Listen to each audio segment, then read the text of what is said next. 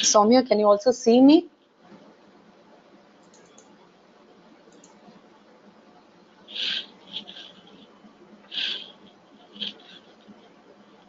Yeah, I guess we should be okay.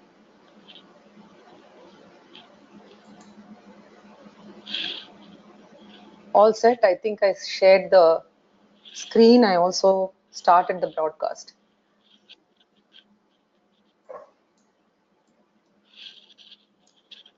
Namaste. So today we are going to be talking about the later part of Upasana Yoga and Jnana Yoga. So let's start with the prayer.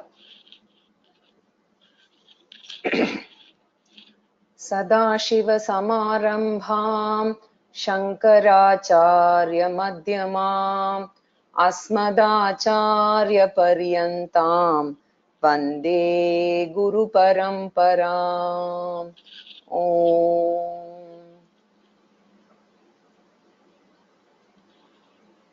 A few of you had actually asked as to where you can get to know more about meditation and other details.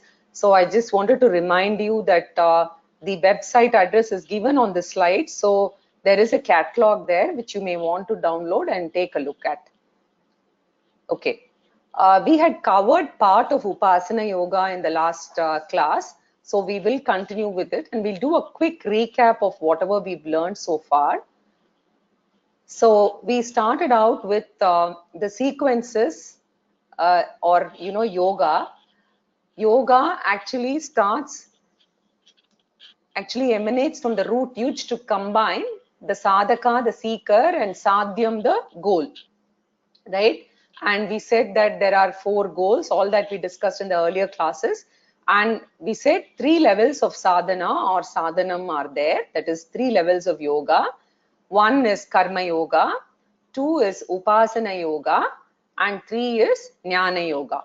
And we also said that we cannot skip any of the yogas and they have to be done, and preferably it has to be done sequentially, but ultimately you cannot skip any of the yogas even if it is done in parallel, right?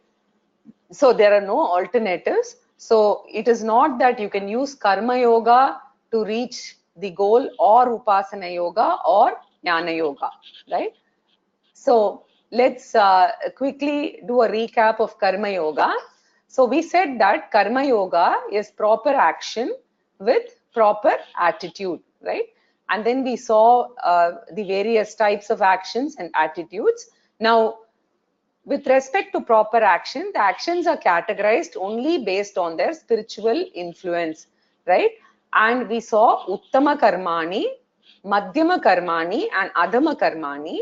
In Uttama Karmani, we said any karma which is falling under the Panchamahayajna category and which is not having a selfish motive comes under Sattvika Karma. It is also known as Nishkama Karmani, and these are ones done for Lokakshemam, right? Madhyama Karmani are ones that are done with selfish interest, selfish to the extent of furthering my own business, taking care of my own family, or taking care of my own punyam, right? That is Madhyama Karma. Adhama Karma are those karmas in which one should not indulge at all because it will cause a spiritual downfall. So we saw these 3 types of karmani. We also saw the Pancha Mahayajnas, which is Deva Yajna, Pitru Yajna, Brahma Yajna, Manushya Yajna, and Bhuta Yajna. Deva Yajna is basically the prayers to the gods, etc. Pitru Yajna is the prayers that we do to the ancestors, any form of rituals that we undertake, and also taking care of parents while living comes under that category. Brahma Yajna relates to how we take care of the scriptures and further the cause of scriptures, Vedas in general, right? Taking care of mathas, taking care of Gurujis, Swamijis, and also the Gurukulams, etc. Now, Manushya Yajna is the 4th category where we do service to our fellow human beings, and Bhuta Yajna is the last category which takes care of doing service to other living beings, right? Like plants and animals, not human beings. Humans come under Manushya Yajna. So we saw that all 5 are Panchamaha Yajnas, and whenever you do this with no selfish interest, it becomes Nishkama Karmani or Uttama Karmani. If you're doing it for the purpose, if the Sankalpa is for your own, furtherance of Punyam or your own family, right, or your children, then it becomes a Sakama Karmani or Madhyama Karmani. Now, Bhavana or attitude is very, very important. So, Bhavana refers to the attitude with which you perform that karma. So, therefore, every action becomes an offering. It will become when you do it with Ishwararpana Bhavana. That is, you surrender the action itself as an offering to the Lord. The result or phalam is Ishwara Prasadaha. Result or phalam is Ishwara Prasadaha. The Prasadaha is sacred, never to be criticized, and it should be received with a sense of fulfillment. So you enjoy the action with Ishwararpana Bhava, and whatever be the result, you just accept the result as Ishwara Prasadaha, and Prasadaha is never criticized, so it is received with reverence. And Ishwararpana Bhava and Ishwara Prasada Bhava both lead to Samatvam, right? And Samatvam will ultimately lead to very fast spiritual growth, which is called Chitta Shuddhi. Krishna says this in 248, that is Gita chapter 248 verse, Yogastaha kuru karmani sangam tyaktva dhananjaya siddhya siddhyo samo bhutva samatvam yoga uchyate. So this is what we saw on Bhavana or attitude. Then we also saw Chitta Shuddhi. Now, I must, tell that this slide may not be immediately understandable because we need to go some more distance before we understand this slide. But you might want to remember this. We will come back to the slide on Chitta Shuddhi. But basically, it says that I understand that all my problems in life are not caused by the world, but it is caused by my wrong handling of the world. And because of self-ignorance, I actually handle the world wrongly, and therefore I suffer. And when I become wise, I know how to handle the world. We will revisit this slide and understand this in greater detail later on, right? And this diagnosis is the result of Karma Yoga, which is otherwise called Chitta Shuddhi. Now, then we went on to Upasana Yoga. We saw 3 types of karma, basically Kayika, that is actions are either Kayika, Vachika or Manasa. That is Kayika is physical, Vachika is what you speak, and Manasa is mind. Anudvega karam vakyam. We said make sure you do not hurt the other person when speaking. Sensitize the mind to untruth. And then we also said priyam, speech must be pleasant, and hitam, whatever is good to the listener, that is what we must speak. So we saw all of this in the last class. Then we moved on to types of meditation. And I said I will speak about the different types of meditation in this class, right? So we have basically 4 types of meditation. We will see one by one, right? And you will actually need to use a combination of these, and we will know that as we go through the meditation.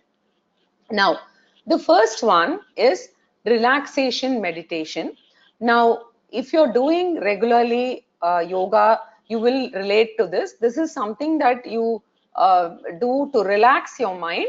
And once you do say a 10-minute session on yoga, and then you do pranayama, your breathing starts, slowing, and it gets calm. Then after that, what you do is you just sit in any position that's comfortable to you, relax, and then you need not be in Padmasana or anything, any position which is comfortable, and then you just breathe calmly and relax part by part, each part of your body from leg to your head. So you do that slowly, calmly, and you will observe that your breathing starts slowing down and you are very relaxed. Now you can do this for about 5 minutes or so before you actually embark on the other kinds of meditation. Swamiji actually teaches these 4 types of meditation before he does the chapter 6 of the Gita, because it's good for all of us to practice this. So he does this just as a precursor to this. But relaxation meditation is one of the first forms of meditation, very, very useful. Even in, your work life, when you're extremely stressed, taking that 5 minute off and just calming yourself and breathing slowly and, relaxing every part of your body helps you rejuvenate and get calmer. It's a kind of de-stressing meditation. Now, the second meditation is concentration meditation. This one is training the mind to develop attention and attention span, capacity to focus in a particular field for a length of time. This is also useful both for material as well as spiritual pursuit, right? So here what we normally do is you can choose any Manasa Puja. Now there are various kinds of Manasa Puja. There is Shiva Manasa Puja, you could have Vishnu Puja. Now you also have Mantra Matrika. If you're a Devi Upasaka, you can use a Devi Manasa Puja. Any of these Manasa Pujas are very useful. The first thing we do is we get by heart the Manasa Puja. Now once we get by heart the Manasa Puja along with the meaning, then it becomes very useful. A Manasa Puja is nothing but a puja which is mentally done, and the words of that particular stotram will be in such a way that you do a mental worship of the god instead of doing physically offering flowers, etc. I will just open this file, and you can see this Shiva Manasa Puja. Now in Shiva Manasa Puja you will see the meaning here. The first verse is Ratnai Kalpitam Asanam Himajalaihi Snanam Cha Divyambaram, right? O ocean of mercy, I have imagined a throne of precious stones for you and cool water for you to bathe in, divine robes, etc. Right? And then the next verse goes on to saying, I'm giving you sweet rice in a golden bowl, right? And then I'm giving you so many jewels, and then the Nevedyam has milk, curd, bananas, etc. So it goes on like this, right? And then ultimately, in the last para, actually, you ask for Shama also. And before that, in the last but one para, which is on Atma Tvam Girija Mati Sahacharaha Prana Shariram Griham, you talk of, you are the God himself is Atma, Parvati is my intellect, my 5 pranas are your attendants, etc. So basically what happens is when you get by heart this Shiva Manasa Puja, and then you are able to actually do this chanting mentally, and at the same time do that Abhishekam mentally, you are actually preventing other thoughts and you're training the mind to develop attention. This is very useful for even children, school-going children, 11th, 12th standard, etc., as well as for our own selves if we feel that because of extreme pressure, our mind is going in other direction. So this is concentration meditation, very, very useful, very practical also. And my personal choice is Shiva Manasa Puja. So I have actually recorded the chanting and also the PDF. I will upload it. So in case any of you want to get by heart, you can do so. After the class, I'll make sure that it is uploaded in the same website, right? So that is concentration meditation. Now after that is expansion meditation. This is learning to expand the mind to visualize the totality of creation. Like basically our perspective of ourselves and our problems and our situations will change after that. Expansion meditation is nothing but you just imagine something which is really, really huge from where I am, right? From the standpoint of totality, I am a very small person. So you imagine the stars, the galaxies, the sky, the solar system, the planets, the continents, and then you learn to meditate upon the vast expanse of the galaxies, etc. So you will start feeling that you are a much smaller entity in this whole world, and you will feel that your mind is getting absolutely expanded, right? Because once you visualize the totality of creation, our own responses will change, right? So Vishwarupa Dhyanam it's called, because in Arjuna in Gita also, when he asks for Vishwarupa Darshanam, this is what Lord Krishna tells him and says, it is your Divya Chakshuhu that you have to open. That means you have to open your mind to see the creation as God himself. So this meditation actually expands your view and the mind will become Vishalam. So that is the advantage of expansion meditation. The next one is value meditation. Now, generally, if you want to do, you can do 2-3 minutes of relaxation meditation followed by concentration meditation, or you can do a combination of concentration plus then expansion. But generally, relaxation and concentration go together, relaxation and then expansion go together, and value meditation is specifically for changing the thought pattern, right?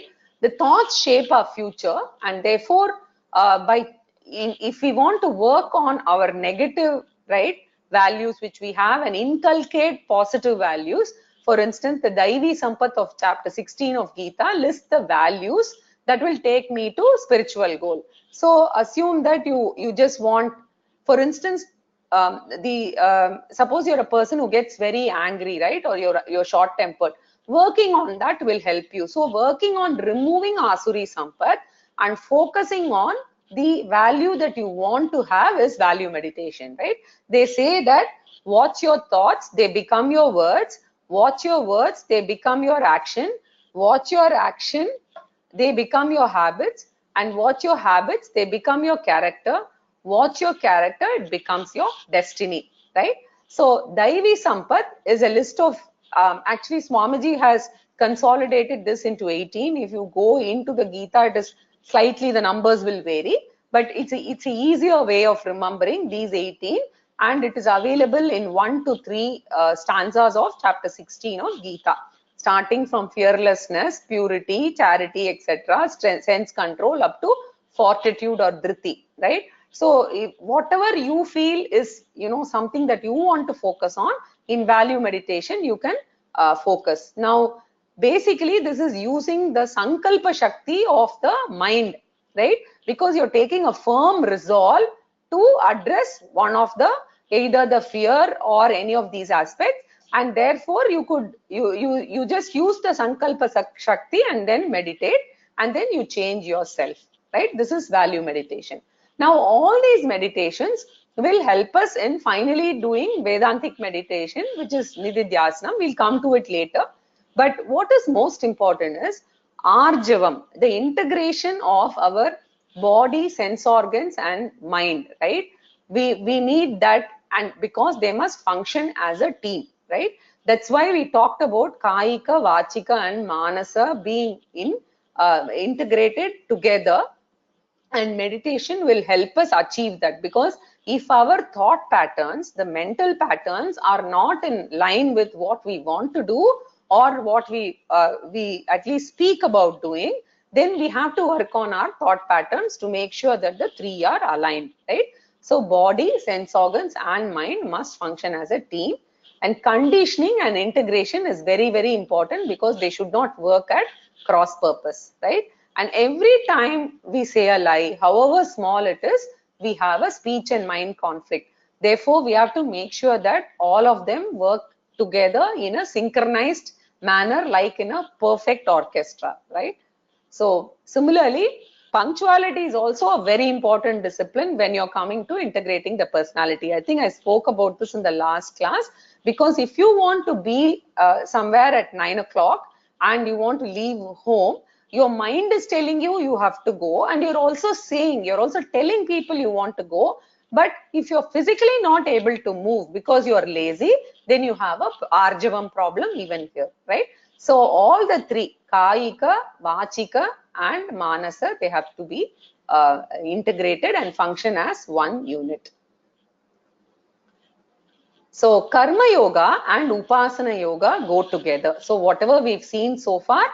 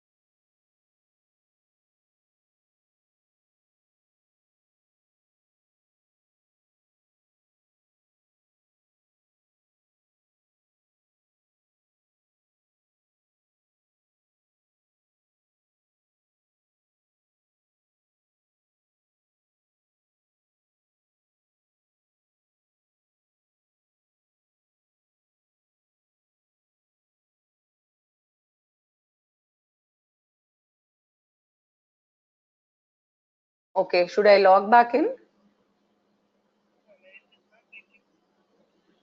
I think it's got restored now. Just check. Yeah, it does. Okay. So Jnanayoga only you lost connection, right?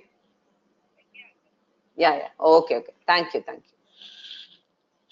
Okay, sorry for this disturbance. Okay, let me start here again. So Jnanayoga, as I said, is a course of discipline meant for gaining knowledge, right? And self-knowledge. Self-knowledge is nothing but the knowledge of I, right? When I say knowledge of I, you may wonder, oh, I know enough about myself, right? But what we discuss in Jnana Yoga is the knowledge of the essential nature of I, the higher nature of I, the real I, which we call Atma and referred to as Para Prakriti in Gita, right? So therefore, Jnana Yoga means Atma Jnana Yoga, a course of discipline meant for gaining self-knowledge. And what is the purpose of gaining this self-knowledge? The scriptures point out that self-knowledge gives us freedom or moksha. Purushartha, the highest goal called moksha, right?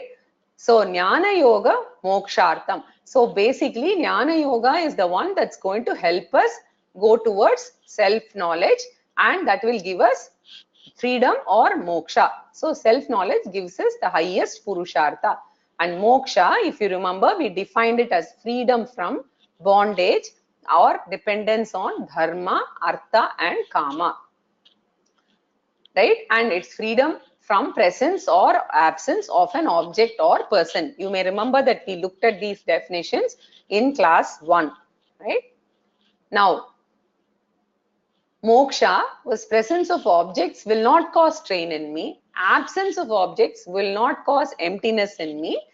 Presence of people will not create the strain and absence of people will not create loneliness. So our state of mind is the same regardless of the presence or absence of any of these objects or people, right? So that is the freedom that we are talking about, right? Now in chapter 3, actually, Lord Krishna says, for him, for such a person, there is no interest whatsoever in what is done or what is not done, nor does he depend on any being for any object. Naiva tasya kritenartho na kriteneha kaschana na chasya sarva bhuteshu kaschidartha vyapashrayah, right? So what now, right? Because if you go through the self-knowledge, what is it going to give me, right? Now, we said there is some kind of a freedom that you get, and what is the effect of this freedom? This freedom is going to give me threefold virtues, and of course, samatvam, equanimity in all kinds of situations, right? So, there is the serenity prayer that I spoke about. Oh Lord, grant me that. This is the Alcoholic Anonymous serenity prayer. Oh Lord, grant me the serenity to accept what cannot be changed in life, the courage to change what can be changed in life, and give me the wisdom to know what can be changed and what cannot be changed, especially with regard to family members and others, right?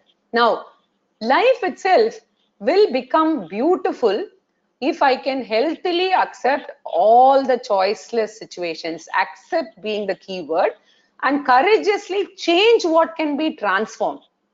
And I'm able to discern what is what. These are the three virtues, which is the direct benefit of freedom that I get through self-knowledge. Let us see over the period of the next few classes as to how this is going to get accomplished, right? Acceptance, courage, and discretion, the three virtues, right? Now, acquiring self-knowledge. Now, please bear with me because this is a little subtle, this portion. Any knowledge can be acquired only by using an instrument of knowledge, right? This instrument is referred to as pramanam in our scriptures. One who uses the instrument of knowledge is called pramata, right? Knowledge, the knowledge gained itself is called prama or jnanam, and the object that is known is prameyam. So pramanam is the instrument. One who uses the instrument is pramata, knowledge is prama, and object that is known as is prameyam, right? Now, the 5 instruments of knowledge, according to the scriptures, right, which is available to human beings, right, are pratyaksham, perception, anumanam, inference, arthapattihi, postulate, comparison, upamanam, and non-cognition, anupalabdhi. Now, these 5 are dealt with extensively in advanced texts. Now, we are not going to get into those details, right? Because this being an introductory course. Perception and inference are very, very important. The first one, called perception, you get the knowledge of prama by using the 5-fold sense organs: eyes, ears, nose, tongue, and skin. These are the 5 sense organs that will give you perceptual knowledge, right? The second one is called inference. In Sanskrit, the first one is pratyaksham, the second one is anumanam, right? Now, the third is called arthapatti. Now, for all practical purposes, we can divide these into just 2, perception and inference, because the first one, perception, is very, very important, since everything else is actually based on the first perception, right? So, for instance, I'll just give you an example of what the postulate is, because I'm not going to go into the other comparison and non-cognition. In postulate or arthapatti, suppose it has rained, assume that there's a lot of water in the streets, right? Now it's raining in Kerala, there's a lot of water in the road, assume. And in the morning, we get up and see, we see plenty of water in the road. So you postulate something. What do you postulate? We say, last night it must have heavily rained, right? You are perceiving water today, and then you are postulating this. Similarly, there is comparison and non-cognition, but the bottom line of this is that perception is through the 5 sense organs, right? And the scriptures deal with these 5 in great detail. And all that we need to know is perception is directly through the sense organs, and from that the knowledge is obtained. So the process of cognition is, the instrument of knowledge depends on the object of knowledge. Very, very important. What does this mean? Suppose I have to see color or form, I have to necessarily use the eye, right? So to know the color, I have to use the eye. To smell the flower, I have to use the nose, right? Appropriate pramanam is important. I cannot say that I will use the nose to know the color. Very, very important point, this one is. So you cannot infer color through ears, right? And all the 5 instruments are at my disposal, and they are all extrovert in nature, right? That is the problem. All the instruments at our disposal are capable of only gaining the knowledge of the external world, right? The objective universe, none of these instruments is capable of studying. Like, while all these sense organs can study the external objective universe, none of these instruments will help the subject behind the instruments. An example is, suppose you want to see your own eye with your eye. It is not possible, right? This is an intrinsic limitation, right? Science never recognized this limitation before, right? Now a few people are recognizing this. So studying the subject, right, itself cannot be done by the subject. This is very, very important point, right? So eyes cannot see themselves because it can only see other things, right? Similarly, if the subject, if we have to study the subject itself because we are the subject, we will not be able to do it with any of these 5 sense organs. So self-knowledge will be elusive for the human being if we try to do it with the 5 sense organs, right?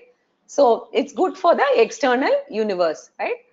Now, so what has Bhagavan done for us? Now, Bhagavan has gifted us a mirror to enjoy this, right? So a local mirror is for enjoying the outer beauty. The scriptural mirror that Bhagavan has given us is for enjoying the inner beauty. Therefore, the 6th pramanam is Shastra pramanam. So we saw 5 pramanams, which is based on our sense organs. The 6th pramanam is Shastra pramanam, which is the Shabda pramanam, and the Apaurusheya pramanam, from which alone we get self-knowledge. So it is very important to note that this particular pramanam is Shastra pramanam, which is Apaurusheya pramanam. All the others are Paurusheya Pramanam, which is human beings. The sixth one is Apaurusheya Pramanam, which is Shastra Pramanam, right?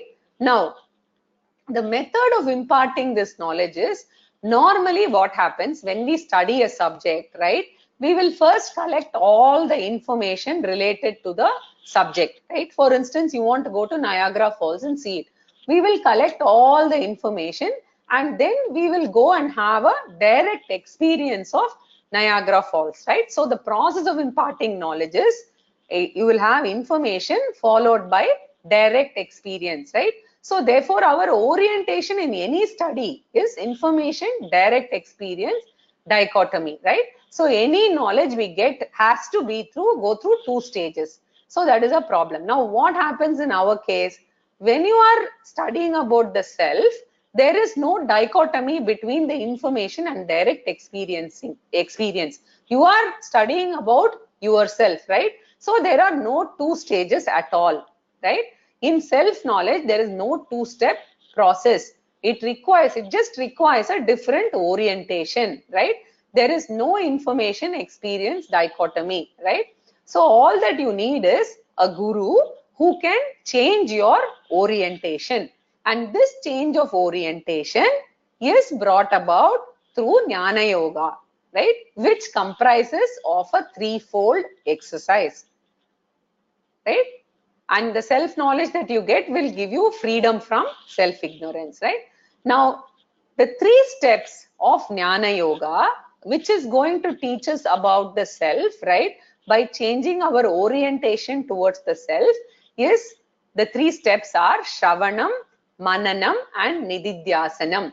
Shravanam means exposing myself to the scriptural teaching handled by a competent guide, right? If you just study the scriptures, wherever you want by just picking up books, it will be like a wild goose chase. This is a serious problem. You need the guidance of a competent and live guru, right? So in the case of Shravanam, now let us just think about an imaginary, let's come to Shravanam shortly, but just before we enter, think about a dialogue between Karna and Kunti, right? Just to understand this orientation problem. Kunti informs Karna, okay, I've got 6 children, okay, I know 5 of them, the Pandavas. Obviously, Karna cannot forget, right, the Pandavas. He will remember them all the time, right? So therefore, Karna asks Kunti, "Oh Kunti, I would like to know and meet the 6th son of Kunti," right? So first I want information and then thereafter I want direct contact. So information is available. Now imagine Kunti says, "Tat tvam asi." So the 6th son happens to be yourself. And imagine Karma says, "Now I have the information that I am the 6th son. Kunti, please tell me, where can I meet the 6th son?" Right? How is it? I've got the information that I am the 6th one. Now please tell me, how can I directly meet? It doesn't exist, right? Such a thing. It will only remove the ignorance regarding the 6th son. Therefore, I said there is no question of experience, information experience dichotomy, right? So Shravanam is basically exposing myself to a systematic teaching and or handling of the scriptures so that I will be able to break this orientation over time. And it does take a long time to change this orientation, right? So consistent and systematic study of the scriptures under a live and competent acharya, that is Shravanam, right? Now, it has to continue for a length of time during which traditionally no questions were allowed. Now, there was a reason for this, right? Now, the reason was that you need to get comprehensive teaching from all angles, be patient, right? Because Shravanam requires a lot of patience. By the time you go through Gita, then you go through all of the Upanishads, you will get a fairly good idea of what this is, right? We are not even talking of Brahma Sutra, but it requires a lot of patience because just like we have studied first standard, second standard and gone all the way up to a degree courses, this also has that much or more information that we need to cover. So we have to be very patient and we should not come to a conclusion midway. That is very, very important, right? And we should not be judgmental and critical during the Shravanam phase. But we are allowed to disagree. Only thing is, as Swamiji says, it's a good practice to just write down all the questions during the Shravanam stage and just listen totally, because most often what happens is these questions get answered subsequently, right? Now, next stage is Mananam, right? Now, look at the beauty of our scriptures. Our scriptures actually allow for doubt clarification after a length of time, by which you've sort of gone through all the scriptures, and if you still have doubts, you can remove them, right? To clarify and remove doubts is Mananam. Mostly by the time you have gone through Shravanam for many years, you wouldn't have any doubts, right? But if you have, you are okay. You can ask for these questions. And the reason why I said that you will not even have doubts is the scriptures generally handle all the possible questions in the form of a dialogue. Guru Shishya Samvadaha. The Shishya will have all the questions that you have, right? So whatever you think you should ask, the Shishya will ask. So there will not be any reason for you to ask thereafter, right? And full freedom is given to the rational mind, the logical mind, right? The scientific mind or the intellectual acumen for doubts. You're free to ask after that, but you just have to be intellectually humble enough to ask, right? The teacher is available to answer or to help the students in removing all kinds of doubts, because doubts are obstacles to knowledge. Because Mananam, it needs to remove all the obstacles in the intellect and make the knowledge into a doubtless knowledge or conviction. Nissamshaya Jnanam, Dridha Jnanam, right? It is very, very important that through a process of Mananam, you actually come to Nissamshaya Jnanam, right? So that's at the end of Mananam. Now, all questions with regard to essential nature, my real nature, my higher nature, all of these would get answered by the time you've completed Mananam. Now comes Nididhyaasanam. Now, this process is called Nididhyaasanam or assimilation, because only when the habitual behavior goes away, I will be able to get the benefit of this knowledge. Otherwise, what will happen is, I would have a bookish knowledge, an intellectual knowledge, but I will not be able to derive the benefit of it because I don't live that knowledge, right? So Swamiji has this very, very nice and funny anecdote that he speaks about. I believe there was a Barbers Association anniversary, okay? And therefore, the Barbers had done a lot of rehearsal, right? And there was a Ramayana drama going to be put up. So there was Rama, there was Sita, there was Dasharatha, and all of them were basically barbers, right? So outside they are a king, but inside they are barbers, right? So imagine Dasharatha and Vishwamitra on stage, right? Both of them have a long beard and they have a mustache, etc., right? And Vishwamitra is a rishi, and he has come and to ask for Rama to go and protect the yajna. Now, Dasharatha is dressed in all the finery as a king. Now, inside, he's basically a barber. So, what happens? So, Vishwamitra enters, and what should Dasharatha do? He should say, come, please come, sit down. What do you want? What can I do for you, right? He has done the rehearsal very well, but now there are thousands of people sitting there. So, he saw Vishwamitra, right? So, Vishwamitra is with that long hair and beard. So, he says, sit, cutting or shaving, right? So basically, you can practice how much ever you want, but internally, you are still a barber. You're an inside barber and outside you are Dasharatha, right? So similarly, what happens is, we have been samsaris all along, petty, bitter, right? We've been samsaris all through our lives, right? That has been our personality. So we have been looking at ourselves like that, and our personality has influenced our responses, our goals, everything that has been, everything about us has been governed by our idea about ourselves. So how we behave depends on how we look at ourselves, right? So we think we are petty, small, bitter, ignorant, etc. And Shravanam and Mananam has told us that no, you are, Atma, the all-pervading. We will see the definition of Atma, etc. We are saying that you must raise up to the higher nature, etc. Right? So only through a process of Nididhyaasanam, the actual transformation takes place, right? And then you sort of are able to associate yourself with the higher I, as we call it. We will see more about it as we learn about Atma and the nature of Atma. But through a process of Vedantic meditation also, which is the 5th type of meditation, and Nididhyaasanam itself is a process by which you keep reaffirming to yourself, spending some quality time reveling in your higher nature, in satsanga, etc. I continue that association, and then with other saints and satsanga, and also keep reinforcing all the learning that I've gone through in Shravanam and Mananam. Then my personality changes slowly, and you will see a great reduction in FIR that we talked about, and a triple C increase, which is the side benefit, right? So the transformation happens, right, through satsanga, right, and leading an alert and aware life. It doesn't happen otherwise, right? Because what can happen is, without assimilated knowledge, we can go through all the 10 Upanishads, Gita, etc., right? But all of this will actually not give us, the self-knowledge will be present only superficially. It will not help us at all, right? So that is the problem. Now, we have to lead an alert and aware life and be conscious about this also. And we have to stay in touch with Shastra regularly and monitor our responses. Basically, be aware of how am I responding to situations which normally I would have responded in a different way, say 10 years before or 5 years before. When we are alert and when we reflect on this, things change, right?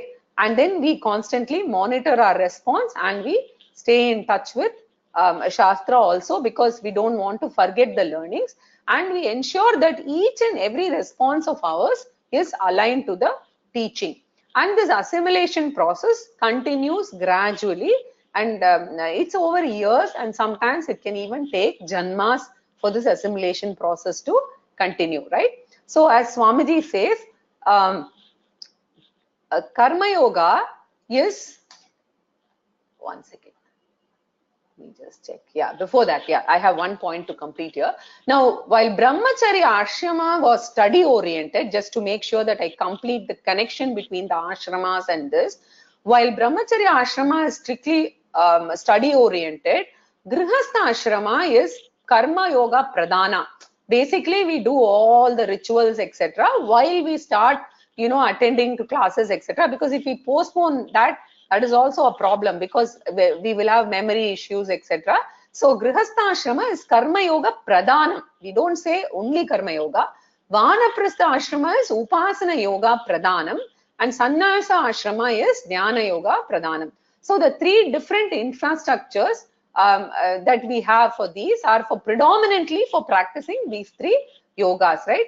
Even if you don't go through these 4 ashramas physically, you will have to make the appropriate modifications in your lifestyle depending upon which yoga you dominantly practice, right? So therefore, you have to adjust the infrastructure, right? And follow the 3 yogas, gain knowledge, and be free and feel like a free person, which is important, right? Enjoy dharma, artha, kama presence, or enjoy the absence of dharma, artha, kama also. So this is the vision of all scriptures, right? The primary scriptures as well as the secondary scriptures that we saw in class 1. So through the ashramas, through the yogas, you achieve this, right? This is the vision. Dharma, artha, kama, with or without, enjoy your moksha, freedom from all of these, right? From these kind of attachments. So this is the big picture. And as Swamiji puts it, Karma Yoga is incomplete without Jnana Yoga, and Jnana Yoga is impossible without Karma Yoga. So therefore, now you would be able to understand why all 3 are important, because you need Upasana Yoga for Chitta Shuddhi, you need Karma Yoga for Chitta Shuddhi. Now only if your mental refinement happens, your mind will be free for, first of all, studying the scriptures, then Mananam, then for Nididhyaasanam, definitely your mind has to be subtle, right? So therefore, we need to make sure that we go through this in a systematic manner. Now, where does Bhakti Yoga fit in, which we are going to see in the next class? Bhakti Yoga, if you take a cloth and you say that this is the warp, right? Karma Yoga, Jnana Yoga and Upasana Yoga, the weft will be the Bhakti Yoga. The Bhakti Yoga goes through in and through Karma Yoga, Jnana Yoga, as well as Upasana Yoga, which we will see in detail in the next class. So, Soumya, I'm done with this. In case we have any questions, you can call me and tell me, and I can give the answers.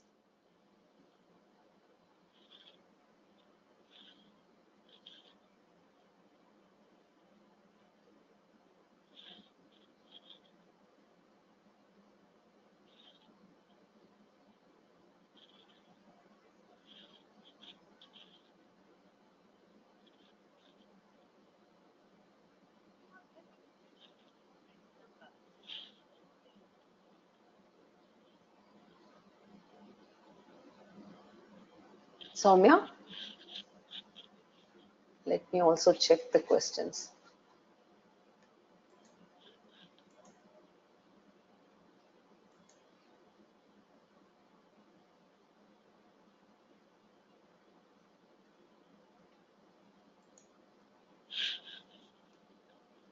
Yes, Soumya.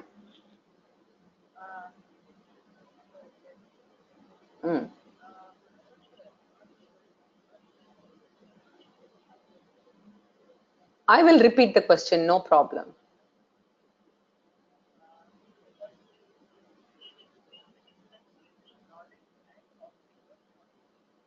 Okay. The question here is, please explain the difference between knowledge and object of knowledge, right? Basically, let me go back to the slide because I guess you need some explanation of the slide itself.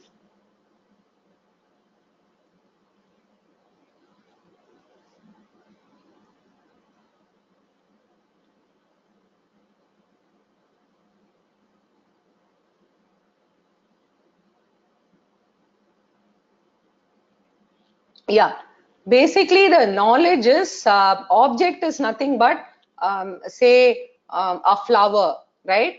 Or an eye, or any of these, right? A flower or a hand or a leg, that's the object. Knowing in your mind that this is a hand, or this is eye, or this is a flower, is the knowledge itself. That is the difference. Yeah, Soumya, you can go ahead.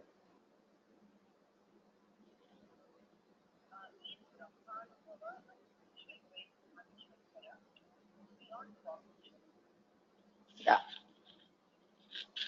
The second question is Brahmanubhava, as mentioned by Adi Shankara, beyond cognition? Yeah. We will definitely revisit this question after we do the class on Atma. You will realize that it is not an object of cognition, right?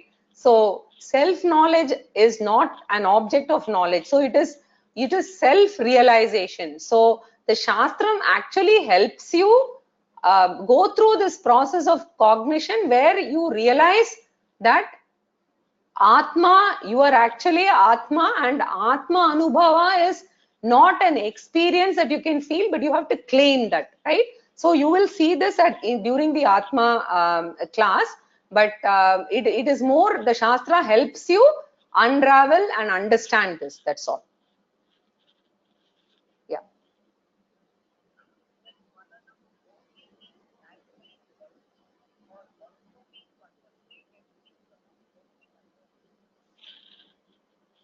Does Mananam mean only clarifying doubts, or does it also involve contemplating on this? Now, Mananam's objective is to produce Dridha Jnanam, Nissamshaya Jnanam.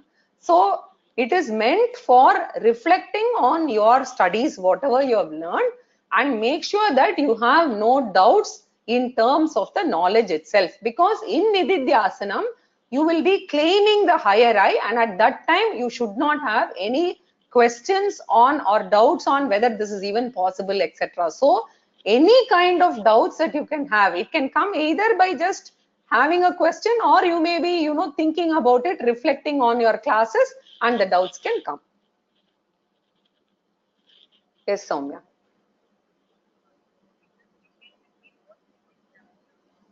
Okay. The question is on, can you please repeat what Nididhyaasanam is? Now, in Shravanam, you have completed your systematic study. I shouldn't say completed because it's a lifelong learning. So Shravanam is a systematic study. So you continue your study for, even after you are comfortable with the knowledge, you will continue Shravanam, right? Shravanam is consistent and systematic study of the scripture. Mananam's purpose is to clarify and remove doubts. Nididhyaasanam is for assimilation and conviction. Please remember this, the barber example that I gave you, Barber's Association drama. It's exactly for that, because we human beings are always thinking that we are limited, we have problems, right? We have attachment, we have so many different issues that come up, which we will see, right, during the next few classes. So we always feel limited and small. So this assimilation and conviction comes out of repeatedly dwelling on the teachings of the Shastra, provided you don't have doubts, because with doubts, when you dwell, there's a problem. So Nitsamshaya Jnanam, after you have clarified everything, to assimilate and gain conviction, you revisit and spend time dwelling on this teaching. That is Nididhyaasanam. Yes, Soumya.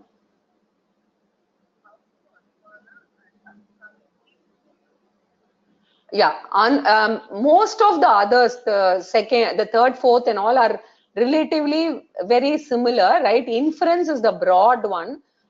In English, if you see, the others would come under that only, because the difference in between inference and Arthapati is that Arthapati is an afterthought, right?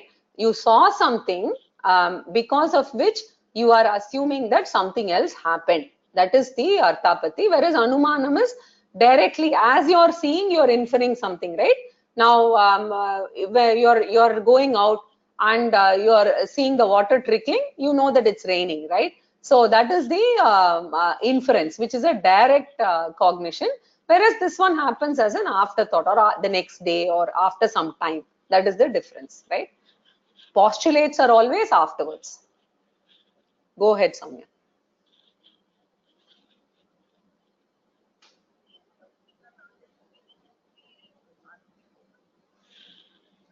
Is Laukika knowledge inferior to Atmic knowledge? Okay. Now, the process of learning anything Laukikam is through these Paurushaya Pramanam. We saw that. So, to that extent, your instrument of knowledge, right? Your sense organs are something that you can see, experiment, touch, feel, right? So, our studies has always been with that orientation, right? Now, Atma Jnanam is through Apaurushaya Vishyam, right? You cannot ask for proof. Therefore, it requires a different orientation. And one thing I can tell you from my experience, as well as speaking to people, I think the Atma Jnanam journey is definitely tougher than the scientific knowledge, because you in scientific knowledge you can touch and feel everything and actually research and experiment in labs, etc. Whereas in Atma Jnanam you can't do that, and your mind has to be very, very refined to appreciate. And the beauty of Shastram is, with years of knowledge, you are unraveling more and more, right? Like you're peeling an onion. So it takes years and years to go on, and every time you read the Shastram, you unravel something else, because your mind gets sharper and sharper like the razor. This is talked about even by Adi Shankara himself. Yes, Soumya.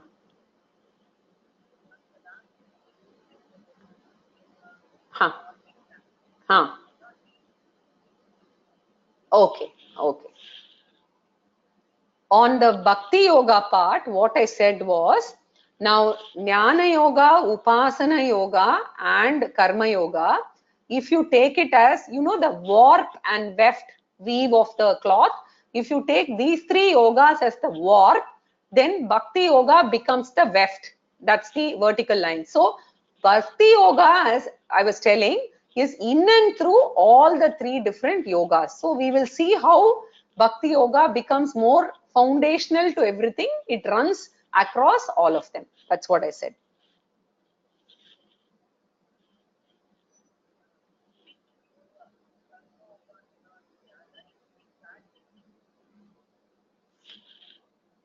Okay.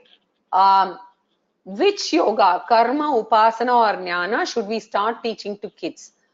I think first, for beginners, definitely Panchamaha Yajna we should introduce in early childhood itself, right? And help them do it without even talking about the name Panchamaha Yajna.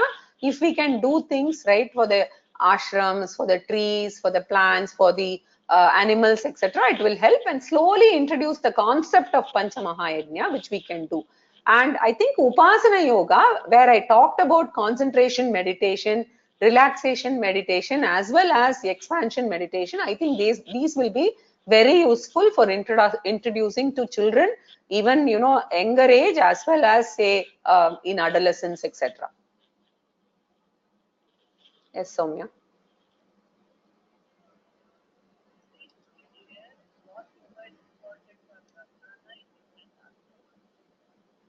Yeah, I did share that. So I guess I did that in the last slide.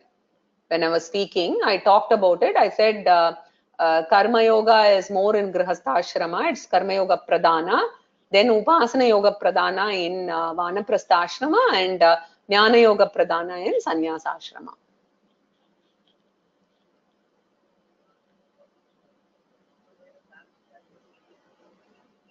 Yeah.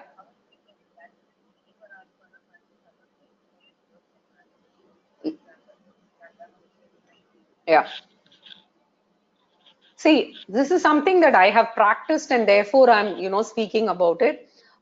If we can enjoy, right, the process of working itself, which is what I used to try and do without getting, extremely worked up about the results. Yes, results are important. You will have pressures, but if you try and motivate the team as well as yourself to just enjoy the journey of, say, project management or whatever it is, work towards the deadline as a adventure or as a journey, that definitely helps. Because and with we cannot force Ishwararpana Bhava on others, but we can definitely do that if we are spiritually oriented. And when we do that, definitely stress comes down with respect to the result. Anxiety with respect to the result comes down. So enjoying the process of working really helps. Yes, Soumya. Yeah. Yeah.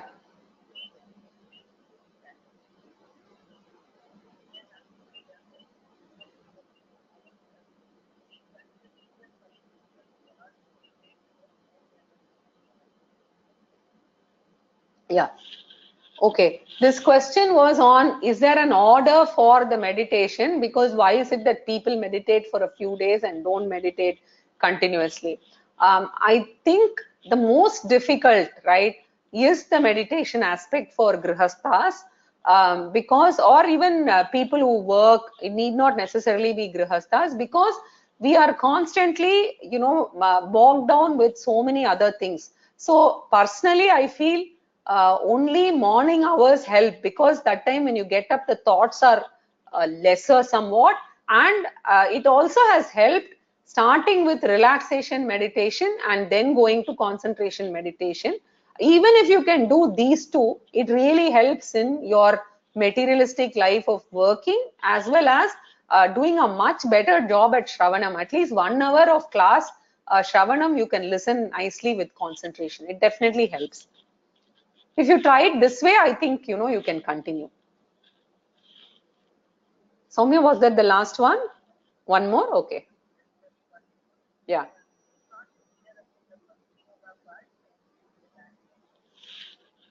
Okay.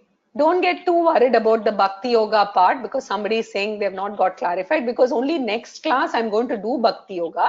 All that I mentioned as a closing remark here was that Bhakti Yoga will be in and through Upasana Yoga, Karma Yoga and Jnana Yoga. When I say that, every one of these is practiced with Bhakti, and we will see what kind of Bhaktis are there, etc. in the next class. Is that okay, Soumya? Okay, I will close this with Purnamada. One second.